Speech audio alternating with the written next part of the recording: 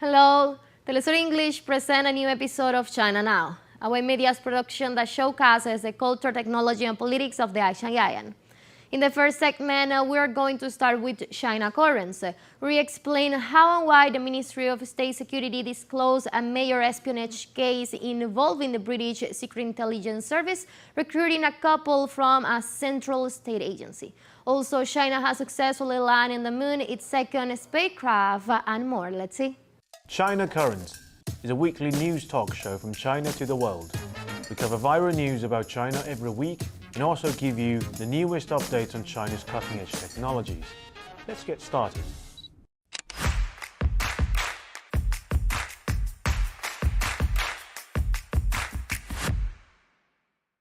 Hello from Shanghai, this is Lisa. Welcome to another episode of China Currents, your weekly news report of what's trending in China. Let's start this episode with another foreign spy busted in China. On May the 3rd, Ministry of State Security, the Chinese Anti-Espionage Authority, disclosed a major espionage case involving the British Secret Intelligence Service MI6, recruiting a couple from a central state agency. So the story begins with a couple, Wang and Zhou. In 2015, Wang applied to participate in a China-UK exchange program to study in the UK. MI6, valuing his position in a core confidential role, quickly facilitated approval of his application. Upon Wang's arrival in the UK, MI6 arranged for personnel to provide him with special attention, including dining invitations and sightseeing tours, to understand his personality, weaknesses, and hobbies. After discovering Wang's strong desire for money, MI6 personnel posing as alumni befriended him on campus and offered him a part-time consulting opportunity with high compensation. Tempted by financial incentives, Wang agreed to engage in paid consulting. Initially, the British side used public research projects as a pretext, gradually involving Wang in core matters of the central state agency, with payment significantly higher than normal consulting fees. Although Wang became suspicious, he continued to provide consulting services under the lure of substantial money. After some time, the British side assessed the situation as mature and introduced MI6 personnel to Wang, revealing their identities and requesting his services for the British government, promising higher payment and security guarantees. Seeking personal gain, Wang agreed to the British demands and completed the espionage procedures. MI6 provided spy training for Wang and instructed him to return to China to gather important intelligence. Wang's wife, Zhou, also worked in a critical department. MI6, confident in their control over Wang, repeatedly pressured him to recruit his wife, promising double compensation. Despite initial hesitation, Wang succumbed to persistent persuasion, inducement, and even threats from the British side, eventually convincing Zhou to agree to gather intelligence for them. Thus, Wang and his wife both became spies for the British side. With a thorough investigation and solid evidence, the Chinese National Security Agency decisively took action, legally detaining and interrogating Wang and Zhou, thereby uncovering a significant MI6 operative within China's internal system. The case is currently under further investigation. Next up, space. According to Chinese state media, on the 2nd of June, China has successfully landed its second spacecraft, the Chang'e 6 unmanned probe, on the moon's far side. The feat marks a key milestone in achieving its mission to bring home, for the first time in human history, samples from an unexplored region from Earth's natural satellite, as stargazers around the world hold their breath for this epic moment. According to the China National Space Administration, the lander-ascender combination of the Chang'e 6 probe, after traveling in orbit for some 30 days since its May 3rd launch, touched down at the designated landing area at 6:22 a.m. in Beijing time in the South Pole Aitken Basin. The next day, after being powered by the 3,000 Newton engine for approximately 6 minutes, the ascender of Chang'e 6, which carries valuable rocks and dust collected from the far side of the Moon, took off from the lunar surface and entered its preset lunar orbit with success. What's worth noting is that during the sampling and storage process, Chinese researchers in ground laboratories simulated the sampling area's geographic model based on data sent back to China's Queqiao-2 relay satellite. This simulation provided critical support for decision-making and the operation of various stages of the sampling process. Next up, on the 4th of June, Pakistani Prime Minister Shehbaz Sharif kicked off his visit to China, which marks his first China visit since he started his second term as Prime Minister in March. Chinese expert from state media said this high-level visit will further enhance ties between China and Pakistan, push forward the development and upgrade the China-Pakistan economic corridor, and expand cooperation in emerging sectors such as new technologies. They also believe that while security issues along the sea peg still remain a challenge, Sharif's visit will elevate the mutual trust and push for new cooperation between two countries to inject strong momentum into the sea peg. We're coming with serious plans to make our friendship become much higher than the Himalayas and deeper than the deepest ocean of the world, Sharif said in an interview with Chinese media in Islamabad ahead of his China trip. Next up, drones. On 5th of June, DJI, the world's leading manufacturer of civilian drones, announced that it had successfully completed a high-altitude transportation test with drones on the south slope of Mount Everest. This marks the first time a civilian drone has completed a round trip on the route at altitudes between 5,300 meters and 6,000 meters, setting a new record for civilian drone transportation. Between the 25th of April and the 1st of May 2024, DJI's payload drone team conducted a week-long high-altitude flight and transportation capability test in the Mount Everest South Base Camp and above, verifying the drone's adaptability to high-altitude flight, empty flight, and loaded flight. The results demonstrated that the unmodified DJI Flycart 30 can stably fly at around 6,000 meters in temperatures of -5 degrees Celsius and wind speeds of 15 meters per second with a payload capacity of 15 kilograms. In the transportation mission carrying 15 kilograms over a route length of 2.6 kilometers and climbing a height of 700 meters, the Flycart 30 had 43% battery power remaining after one round trip, and the power system still had over 20% power margin on the extreme climbing conditions, demonstrating stable power system performance and further room for altitude improvement. This is also the first time a drone has been used for transportation under natural conditions at an altitude of 6,000 meters and in real mountain conditions. It is worth noting that the FC-30 was optimized for various extreme scenarios during the product design phase. In the recently concluded 40th Antarctic Expedition of China, the FC-30 also passed the test of the harsh Antarctic climate and harsh environment on drone flight performance. It demonstrated stable flight capabilities and reliability, significantly improving the efficiency and flexibility of scientific research work. Before the measurement in the Mount Everest area, the extreme bottom line verification for an altitude of 6,000 meters was also carried out in Xizang. Next up, let's take a look at Chinese chip. Imagine you are sitting in a cozy room, your mind drifting peacefully. Your brain hums along in a state of tranquil response, neurons firing at a gentle, measured pace, expending minimal energy as it maintains the basic functions of your body. It's as if your mind has settled into a restful slumber, conserving its power for when it's truly needed. Suddenly, a loud crash echoes from the next room, jolting you from your meditation. Your ears perk up, frantically relaying the unexpected sound to your brain. In an instant, a surge of electricity sweeps through your neuron pathways, as if someone has flipped a switch. The neurons responsible for processing the auditory inputs spring into action and firing rates spiking rapidly. Your brain's computational resources quickly reallocate, directing your full attention towards the source of the disturbance. Blood flow increases, metabolism ramps up, and your mind becomes laser-focused, ready to investigate and respond to this silent new stimulus. The transition is seamless and lightning fast, occurring in mere fractions of a second.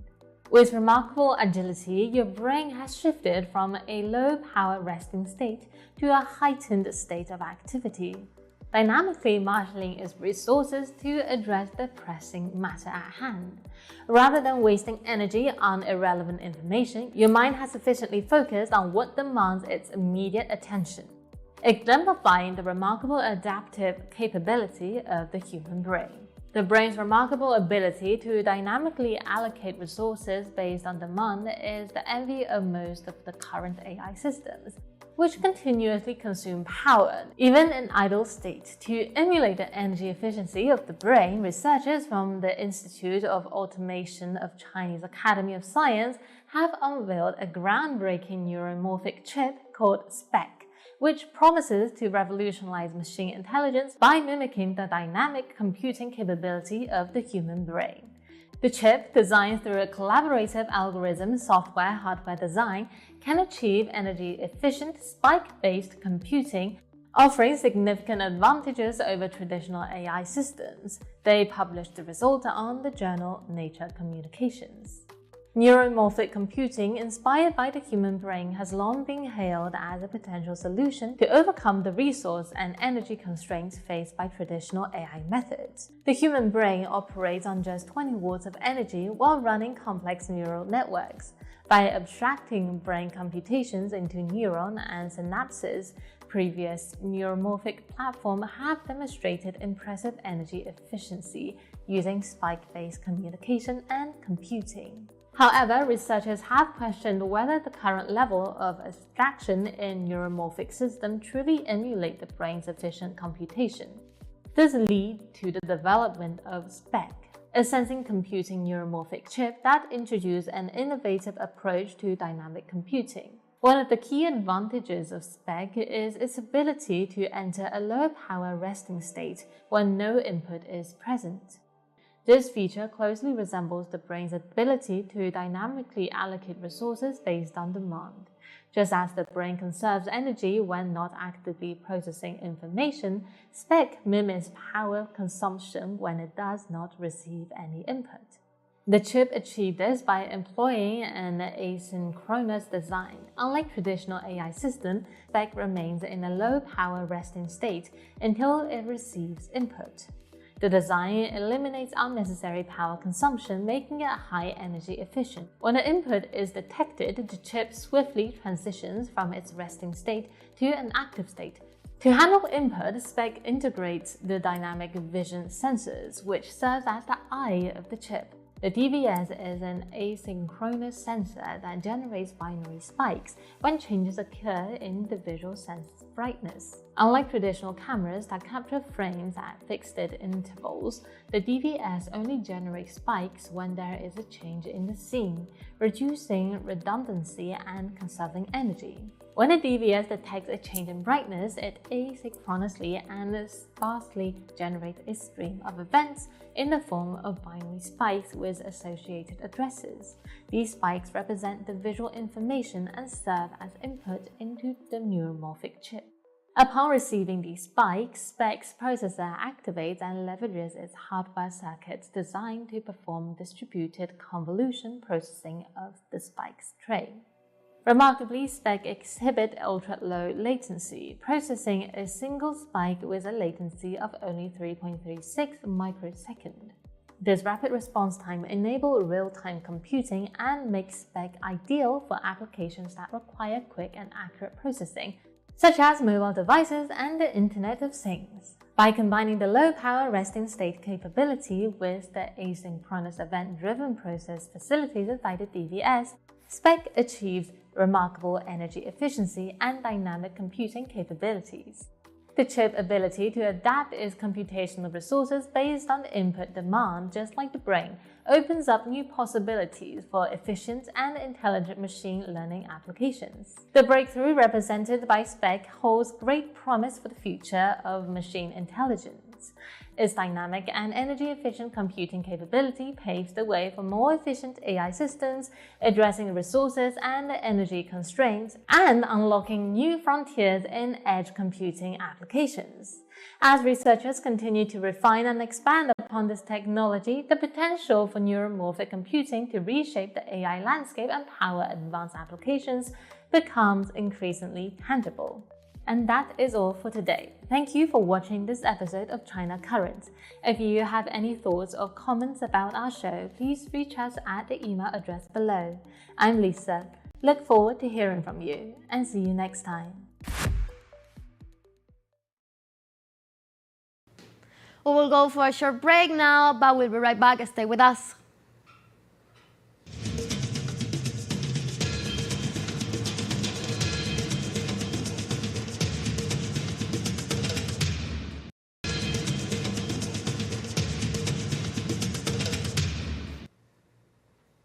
Welcome back to China Now.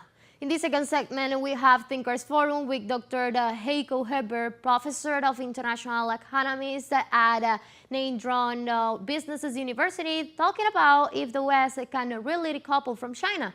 Likewise, is Jean Carban, Professor of International Relations at Raman University, talking about the China-Taiwan US situation. Let's have a look.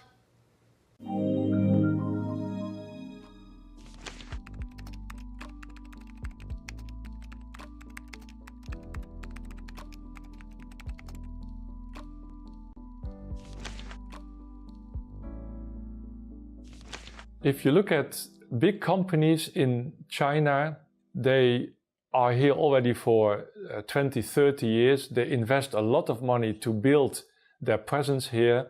And I don't believe that these big companies may leave China. Of course, there are, if you look at plans for expansion, maybe they are not reinvesting their profit in China, but they may do that in other parts of the world.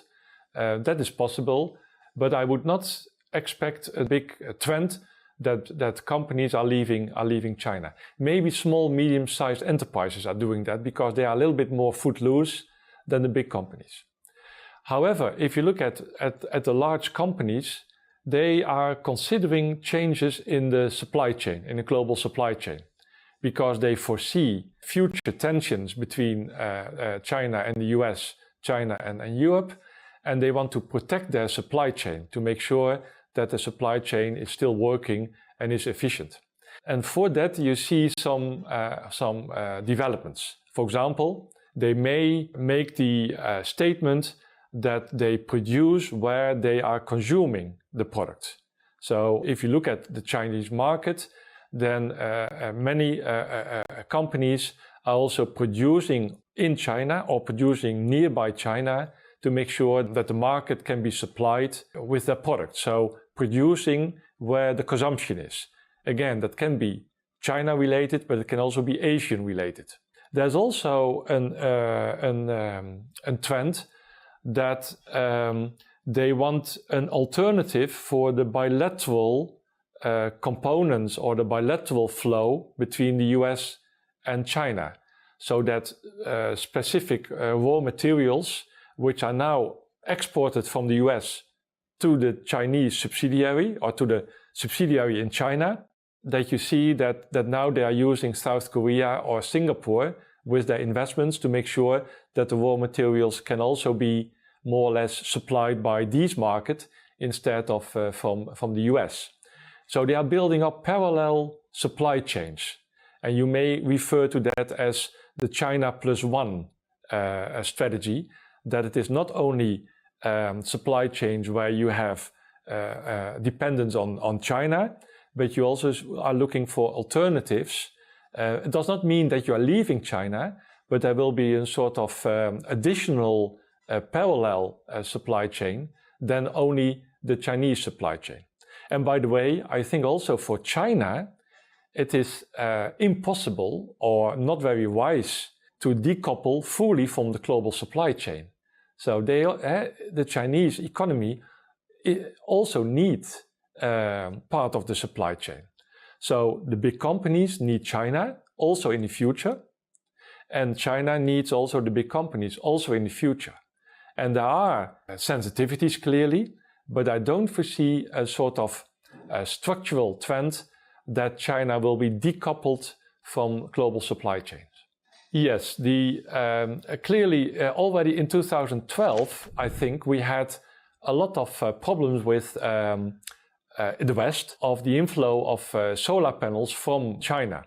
And then the EU tried to increase tariffs, but because they were afraid for retaliation from China, they stopped the increase of tariffs. And therefore the solar panels were able to be exporting to the EU market. Now we have the same situation. We think we need to protect our domestic market from the enormous inflow of, for example, solar panels from China. And the world indeed is changing. Now we see a little bit more defensive, aggressive move that the US, but maybe also the EU, will continue with their statement and their investigation that there is unfair practice and that they will increase tariffs. So from that angle, you would expect there will be a sort of intense fight in the future on all kinds of products. However, I don't foresee that the fight is out of control in a sense, because we need each other. The world is so interconnected that it would be very strange and not very logical and very irrational to decouple. In general, you could say that Chinese companies going abroad, they are moving abroad due to the market mostly. And if you look at whether they are successful or not, there are some success factors to explain the success of Chinese companies abroad. And these are more or less the same type of success factors as what we see from Western companies moving or doing business in China. So you have to localize your product. You have to make sure that cultural differences may have an impact on the way of doing business. You have to comply with the local rules. And also the head office is important. It is clear that if the head office is very centralized, but in the market itself you have to localize, there's a mismatch. And the mismatch in that type of companies create, in many cases, the failure. So we call that the governance structure should be aligned with the strategy you have in other markets. So that's the general idea on factors explaining success and failure. Now, one strategic choice, obviously, is how to enter foreign markets. And you may enter foreign markets just by an alliance or even via export, but you may also go to the market due to or with ownership, that you want to have full ownership and that you want to have management control what you are doing abroad. We call that a foreign direct investment. And we have two types of foreign direct investment. We have greenfield investments and we have M&As, mergers and acquisitions. So what you see in many cases is that the Chinese companies, when they are moving abroad, they mostly are using the M&A track because they want to have speed in their international expansion. You can imagine it is clear that an M&A is much faster. However, if you look at how a government reacts on that, a government would prefer a greenfield investment.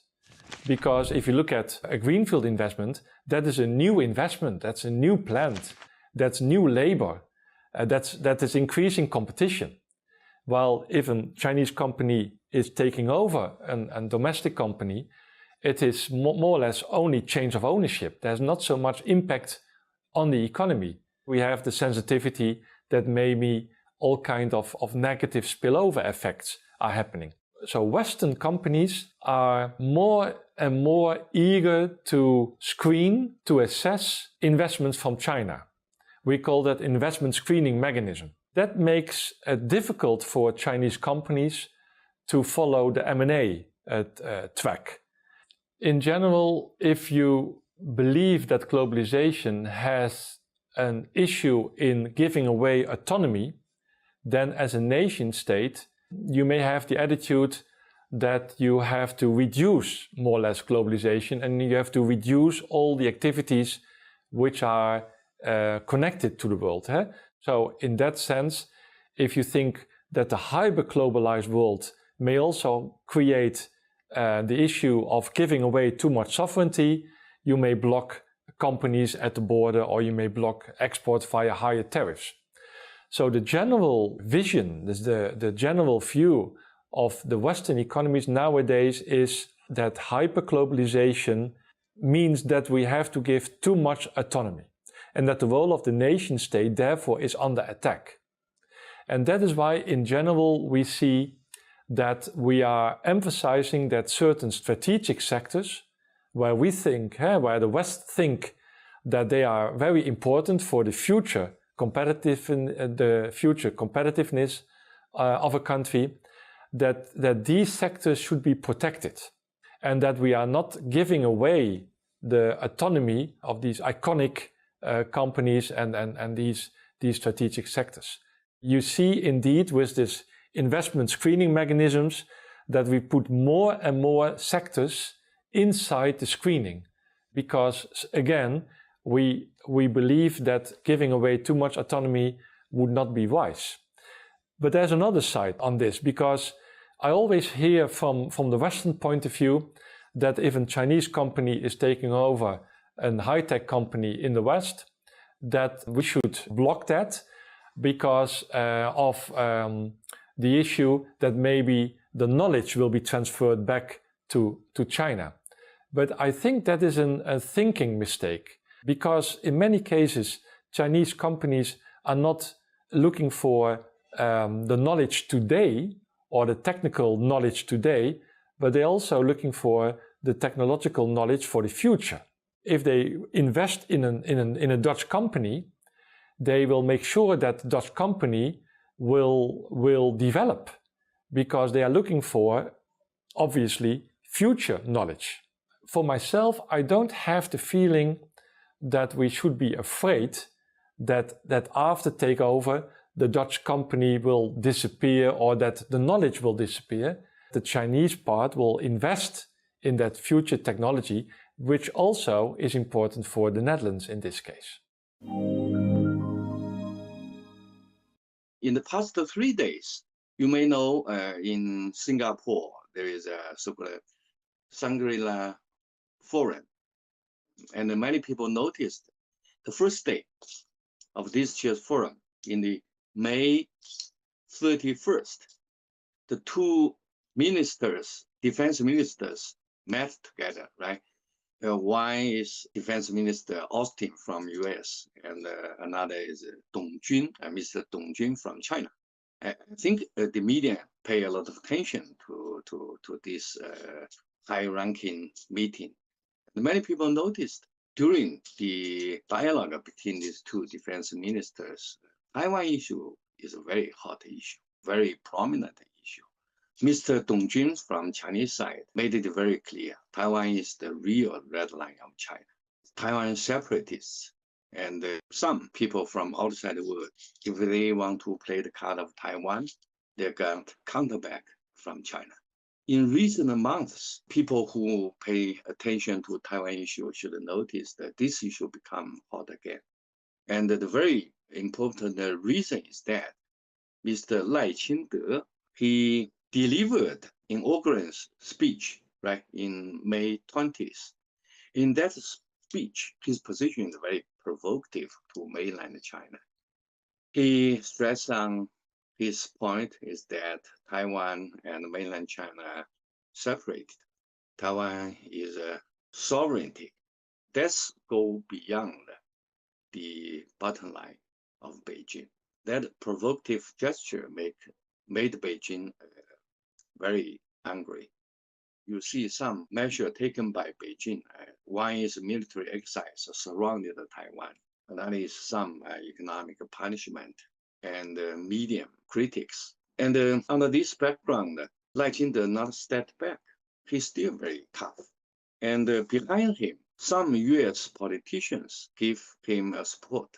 So that makes the situation around Taiwan really dangerous. As you may know, Taiwan is part of China and trace back to many years ago. If you're interested in Chinese culture, you should know the story of three kingdoms. Right? In Chinese, we call it the 三国演义, the game of three kingdoms. And one of the kingdom is so-called Dongwu. And the leader of Dongwu, called Sun Quan, at that time, he sent his general ship to Taiwan and claimed the sovereignty of Taiwan. So this claim of sovereignty can trace back to nearly 2,000 years ago. But in modern history, because Qing dynasty defeated by Japan Empire in 1894, so-called Jiawu 战争, the war occurred in Jiawu year. So Taiwan separated 50 years to Japan Empire. But after the end of Second World War, Taiwan back to China. The later time of the Second World War, there is a so-called Cairo Declaration signed by three leaders of the world at that time. One is Franklin Roosevelt, the President of the United States, and Winston Churchill of Great Britain, and Mr. Chiang Kai-shek, the leader of the Republic of China at that time. According to Declaration of Cairo, the Cairo Declaration, the Japan Empire must retain all the territory they seized from China. So that's the very important document with international law impacts. And 2 years later, in the famous Boston Protocol, fully 100% accept the stance of Cairo Declaration. That means the Boston Protocol ordered or required the Japanese Empire to retain all the territory, including Taiwan, back to China. And as you may know, in the August 15th, 1945, the Emperor of Japan Empire at that time, they fully accept the requirements of Boston Protocol, right? So from the perspective of international law, Taiwan back to China in 1945. Later on, Taiwan separated with mainland China, not because the invasion of other country, not because of the impact of international law, but because civil war. You may know, between 1946 to 1949, in China, we have a very tragic situation. At that time, the two major parties, one is the Communist Party of China, one is Nationalist Party of China. They fight each other. We fell into a civil war. And the result of this civil war is that Kuomintang, the so-called Nationalist Party of China, they fled to Taiwan. Then leads to the separation of Taiwan with mainland China until today, right? So basically speaking, now Taiwan and mainland China separated for a while because civil war is a result of civil war.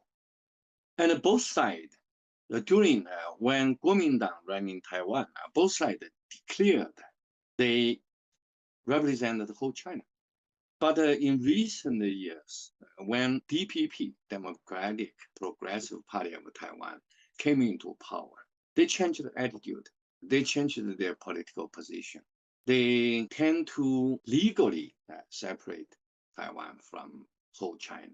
That's something not acceptable from Beijing's perspective.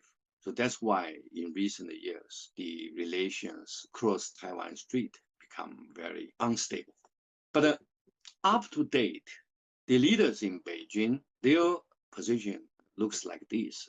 China will be unified, but Beijing side put peaceful unification on the very top.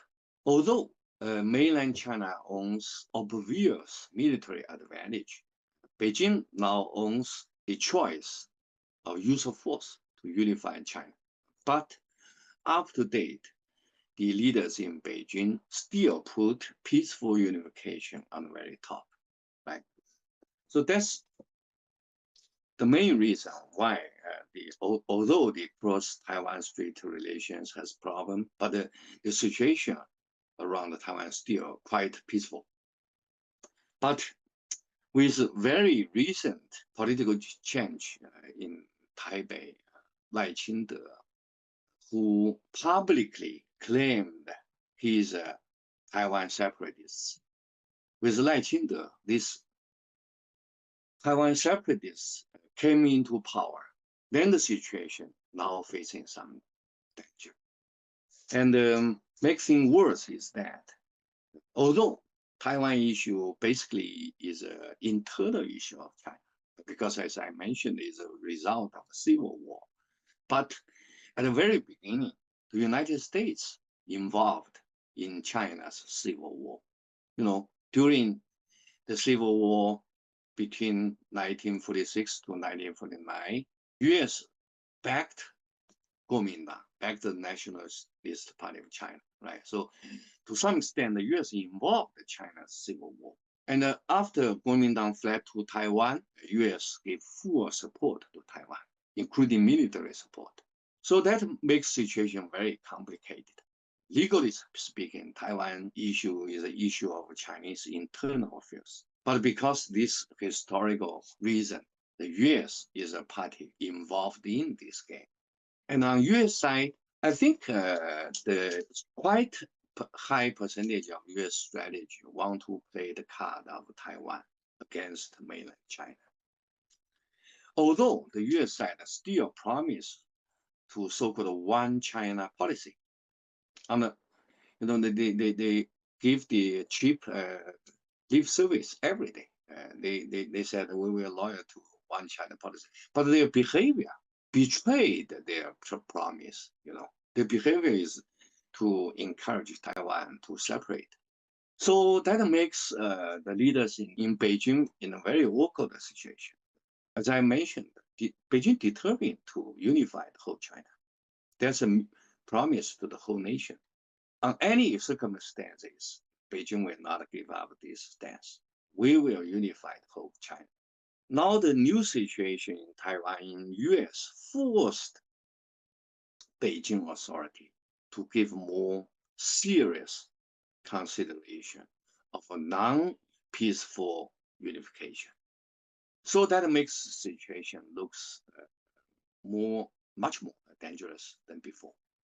As all know, this year, 2024, is the general election year of the United States, right?